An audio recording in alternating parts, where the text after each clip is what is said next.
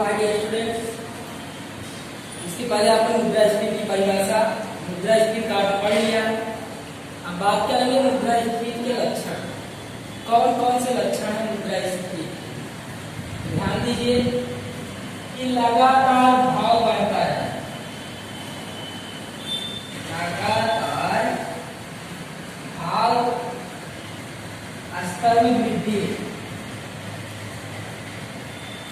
कहने का मतलब है कि लगातार महंगाई बढ़ती रहे। महंगाई किसी एक क्षेत्र में नहीं, हर क्षेत्र में सभी चीजों का भाव बढ़ता रहे।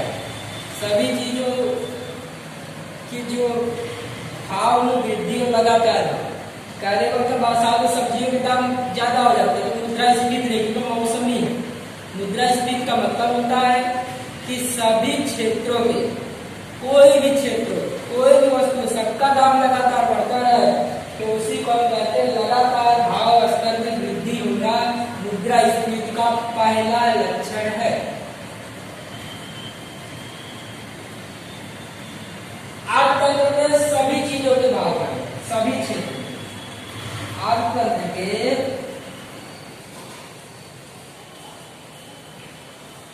सभी क्षेत्रों में भाव बढ़े। अर्थतंत्र कितने क्षेत्र है? कृषि क्षेत्र है, औद्योगिक क्षेत्र है, कृषि क्षेत्र है अर्थतंत्र के अंदर, कृषि, औद्योगिक और सेवा। अर्थतंत्र के 3 क्षेत्र है। कहने का मतलब है कि अनाज, सब्जियों के दाम बढ़ते हैं, कपड़े वगैरह के दाम बढ़ते रहे, जूते वगैरह के दाम बढ़ते रहे तो औद्योगिक क्षेत्र का है। किराया भाड़ा वगैरह बढ़ता है, डॉक्टर की फीस वगैरह बढ़ती है। तो अर्थतंत्र के सभी क्षेत्र में, कृषि क्षेत्र में, औद्योगिक क्षेत्र में और सेवा क्षेत्र में, तीनों क्षेत्र में लगातार भाव बढ़ता रहे, ये मुद्रास्फीति का लक्षण है। तीसरा, अगर सभी लोगों के पास रोजगार है, पूर्ण रोजगार की स्थिति में भी मुद्रास्फीति उत्पन्न होती है।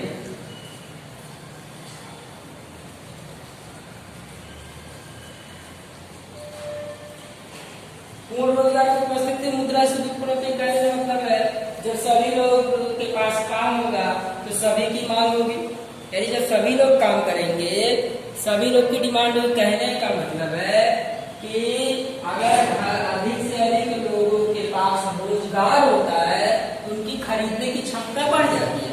जब किसी वस्तु खरीदने की क्षमता बढ़ जाती है तो वस्तु की डिमांड बढ़ती है, और डिमांड बढ़ती है।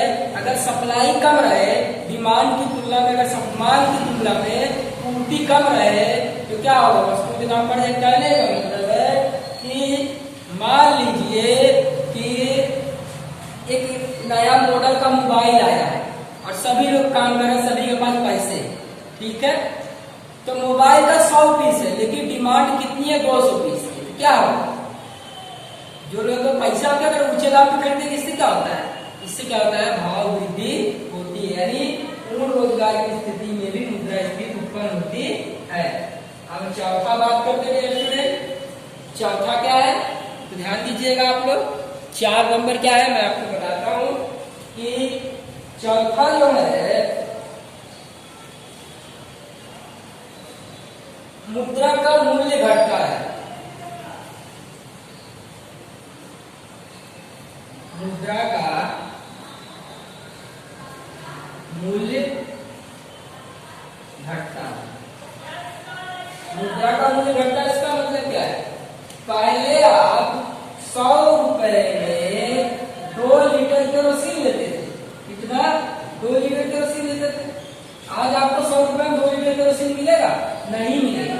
इससे क्या हुआ है कि उस 100 रुपए की क्षमता घट गई है। किसको खरीदेंगे? केरोसिन को खरीदेंगे। कहने का मतलब है कि अगर मान लीजिए पहले आपको 500 रुपए में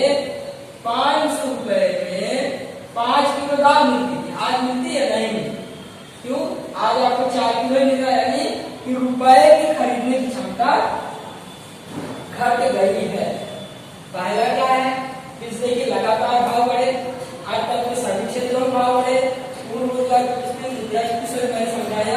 मुद्रा का मूल्य क्या होता है, घटता है।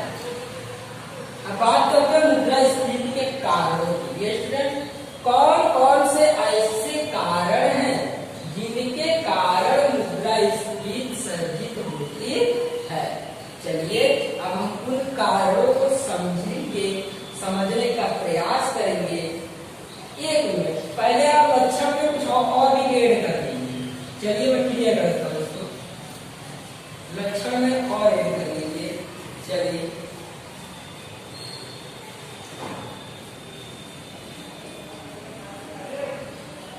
देखिए सरकार क्या करती है, टैक्स में छूट देती है, टैक्स में छूट,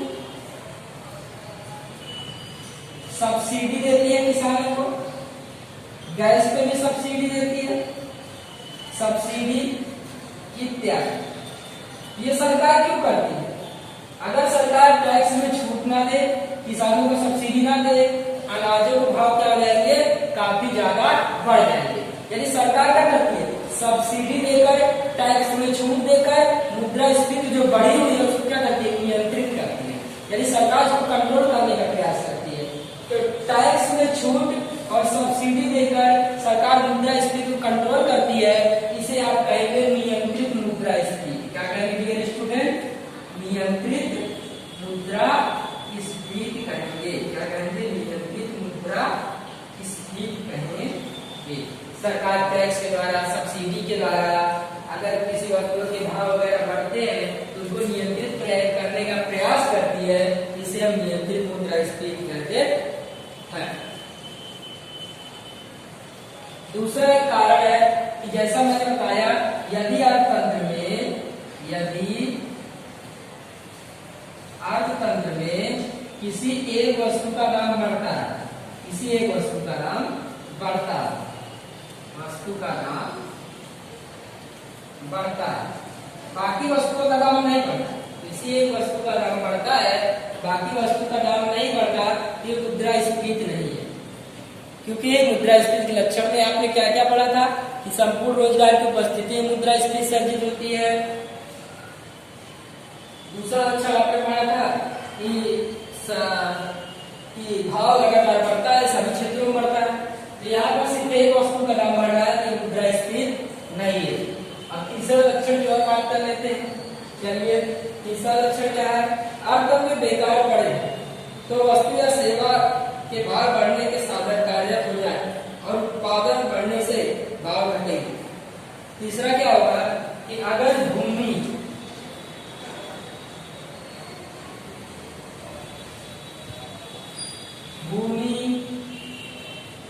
पूंजी, श्रम, नियोजन या उत्पादन के 4 साधन जानते हैं, अगर ये कुछ बेकार पड़े हैं, अगर इनका उपयोग कर लिया जाए तो क्या होगा, हमारा उत्पादन बढ़ जाएगा और उत्पादन बढ़ेगा तो क्या होगा, भाव घटेगा। ये आपका तीन और था।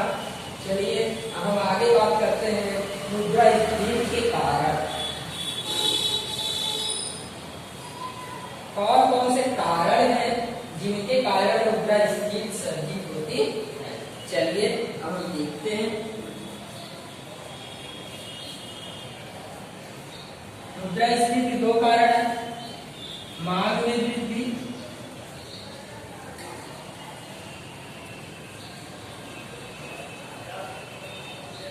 मांग में वृद्धि और खर्च में वृद्धि।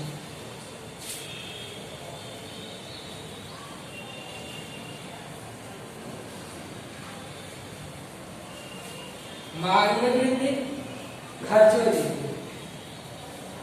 तो हम बात करते हैं इसमें से पहले प्रकार, मांग में वृद्धि कारण। इसके कितने प्रकार हैं? तो पहला, मुद्रा की आपूर्ति में वृद्धि, मुद्रा की आपूर्ति में वृद्धि। 2 कारण है, पूर्ति में वृद्धि, खर्च में वृद्धि। तो पहला आप जान गए, क्या जाने कि मांग में वृद्धि में पहला क्या है, मुद्रा की आपूर्ति में वृद्धि सरकार की। दूसरा इसी में मांग में सरकार की सार्वजनिक खर्च में वृद्धि, सार्वजनिक खर्च में वृद्धि। तीसरा है आपका जनसंख्या वृद्धि। यह मांग में वृद्धि की बात कर रहे हैं, ध्यान दीजिएगा। जनसंख्या में वृद्धि। आपने मुद्रास्फीति के कितने कारण जाने? 2 कारण जाने, मांग में वृद्धि और खर्च में वृद्धि। अब मांग में वृद्धि के 3 प्रकार है, मुद्रा की आपूर्ति में वृद्धि, सरकार के सार्वजनिक खर्च में वृद्धि, जनसंख्या वृद्धि। चलिए एक एक उठाकर समझने का प्रयास करें।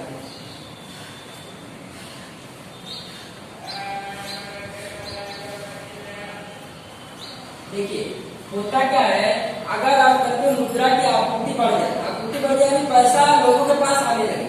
अब बैंकों में पैसा कम हो जाए, लोगों के पास पैसा ज्यादा हो जाए, तो लोग क्या करेंगे? अधिक से अधिक चीज वस्तु खरीदेंगे। और जब लोग पैसा ज्यादा होने से अधिक से अधिक लोग वस्तु को खरीदेंगे तो क्या होगा? चीज वस्तु के दाम क्या हो जाएंगे?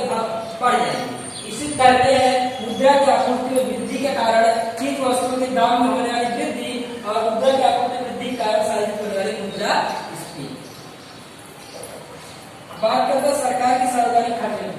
अगर सरकार रोड सड़कों का निर्माण, रेलवे का निर्माण, पुलों का निर्माण लगातार करे, उसमें क्या होगा? रोजगार बढ़ेगा। और आपके लक्षण पर आता है, जब रोजगार बढ़ता है तो लोगों की आय बढ़ती है। जब रोजगार बढ़ता है क्या होता है? लोगों की आय बढ़ती है। और जब लोगों की आय बढ़ेगी तो लोग क्या करेंगे? अधिक सारी चीज वस्तु की डिमांड करेंगे। और जब मांग ज्यादा होगी और पूर्ति कम होगी तो चीज वस्तु का दाम क्या हो जाएगा? ऑटोमेटिक बढ़ जाएगा। इससे बात करते हैं, बात है अगर 4 लोग है तो उनकी खपत कम है, जैसे परिवार में 8 लोग हुए उनकी खपत क्या ज्यादा हो जाएगी। जैसे जनसंख्या वृद्धि होगी उनकी डिमांड क्या हो जाएगी? बढ़ती जाएगी। और डिमांड बढ़ने से पूर्ति कम होगी, पूर्ति कम होने से क्या होगा? मुद्रास्फीति संचित होगी। अब बात करते हैं खर्च में वृद्धि। खर्च में वृद्धि कारण किस प्रकार मुद्रास्फीति संचित होती? खर्च में अगर खर्च बढ़े तो उसके कारण जैसे मुद्रास्फीति सर्जित होती है। तो देखिए अब मैं आपको बता रहा हूं कैसे खर्च वृद्धि होगा तो मुद्रास्फीति सर्जित होगी।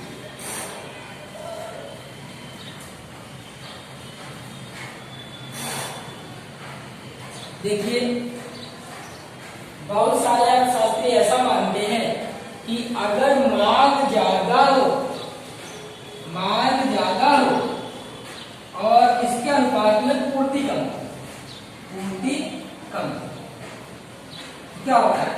डिमांड ज्यादा, सप्लाई कम। डिमांड और सप्लाई चेन को अगर सुधार लिया जाए तो हर सेक्टर को हम सुधार सकते हैं।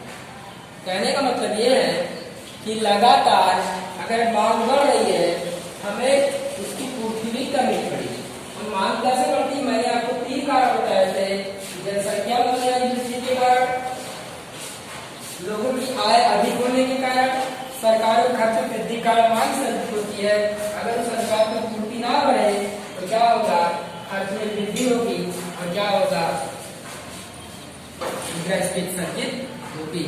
कहने का मतलब है उत्पादन के 4 साधन है। कौन कौन से? पूंजी है, श्रम है, नियोजक है और भूमि। देखिए अगर कोई घर बना रहा है, अगर जमीन का भाव महंगा हो जाएगा तो क्या होगा? उसको चीजें महंगी मिलेंगी।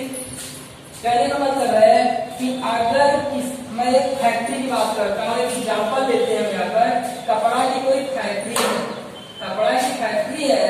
अगर कच्चे कपड़े का यानी कपास का दाम बढ़ जाए, पहले कपास का दाम 250 रुपया था, अगर कपास 500 हो जाए तो क्या होगा? धीरे धीरे कपड़े का दाम निकाल जाएगा, बढ़ जाएगा।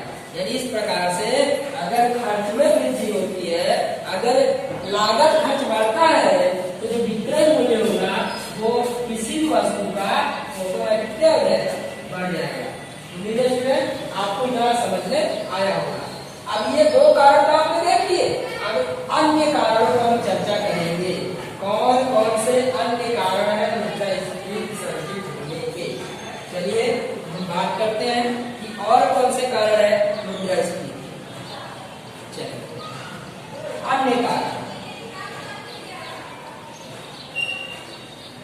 अन्य कारण कौन कौन से? तो देखिए अन्य कारणों की बात करते हैं। मांग में वृद्धि और खाद्य वृद्धि दो कारण देखा, लेकिन व्यवहार में कई ऐसे और कारक होते हैं जो मुद्रास्फीति उत्पन्न करते हैं। कैसे? तो देखिए, अगर सरकार क्या करे, अगर कोई वस्तु आयात कर रही है, कोई वस्तु क्या करे, सरकार आयात कर रही है और आयात टैक्स एक्सपोर्ट ड्यूटी बढ़ा दे, आयात टैक्स क्या कर दे, बढ़ा दे, तो क्या होगा, इन वस्तुओं के दाम क्या हो जाएंगे, ऑटोमेटिक बढ़ जाएंगे। अब देखिए यहाँ पर आप इस समय पेट्रोल डीजल महंगा है, इसका रीजन क्या है? रीजन ये नहीं कि पेट्रोल डीजल वहीं से महंगा है, उसका रीजन ये है कि सरकार ने अपनी एक्साइज ड्यूटी को बढ़ा के रखा है। एक्साइज ड्यूटी का मतलब होता है आयात पर जो लगाया जाने वाला कर होता है। एक्सपोर्ट ड्यूटी है, एक्साइज ड्यूटी क्या किया है, बढ़ा के रखा है। और इससे क्या हो रहा है, लगातार अर्थव्यवस्था के अंदर जो भी आयातित वस्तुएं हैं उनके दाम बढ़ते जाते हैं। तो कभी कभी क्या होता है कि सरकार टैक्स वगैरह बढ़ा देती है, इसके कारण भी मुद्रास्फीति सजा। देखिए यहाँ पर मैं आपको एक कनेक्ट करता हूँ टॉपिक, जैसे पेट्रोल डीजल का दाम बढ़ेगा, मान लीजिए पेट्रोल डीजल एलपीजी सीएनजी का भाव बढ़ गया, मैं इतना मान सकता हूँ इस समय इसके भाव बढ़ेगा, ठीक है। अब देखिए पेट्रोल का दाम बढ़ा है तो लोगों का क्या होगा, परिवहन खर्च बढ़ेगा। डीजल का दाम बढ़ा तो ट्रक वगैरह, रेलगाड़ी वगैरह अधिकतर डीजल या बिजली से चलती है, बिजली के यूनिट का दाम बढ़ गया तो क्या होगा, जब इनके परिवहन का दाम बढ़ेगा तो वस्तुओं की लागत बढ़ जाएगी। यदि परिवहन खर्च हमेशा जुड़ता है, आप जानते हैं, तो क्या होगा, जब यहाँ भाव बढ़ेगा तो वस्तुओं की लागत क्या हो जाएगी, ज्यादा हो जाएगी, और जब लागत ज्यादा हो जाएगी तो वस्तुएं क्या हो जाएंगी, महंगी हो जाएंगी। अब देखिए इसमें हम कुछ टॉपिक्स और है, इसको मैं खत्म करता हूँ आज के लिए, चैप्टर ही खत्म कर देता हूँ। देखिए कर नीति की बात करते हैं, कर नीति को मैंने आपको बता दिया। तो अब बात करते हैं आयातित वस्तु कीमत में वृद्धि, बता दिया मैंने आपको, अभाव या कमी, अभाव या कमी, ये लास्ट टॉपिक है आपका चैप्टर आज खत्म हो गया। अभाव या कमी, अभाव देखिए भाव लिखा है, आ का मतलब होता है कम होना, अब भाव का मतलब होता है मूल्य। अगर कोई चीज कम है, कोई संपत्ति क्या होती है, कमी वाली होती है, आप 11वीं में पढ़े थे। अगर कोई वस्तु कम है तो उसका मूल्य हो। हवा पानी सूर्य प्रकाश का कोई मूल्य नहीं, क्योंकि हमें निर्बाध रूप से प्राप्त होता है। निर्बाध का मतलब होता है किसी बाधा के बिना, ठीक है। तो यहाँ पर अभाव या कमी कहने का मतलब है कि अगर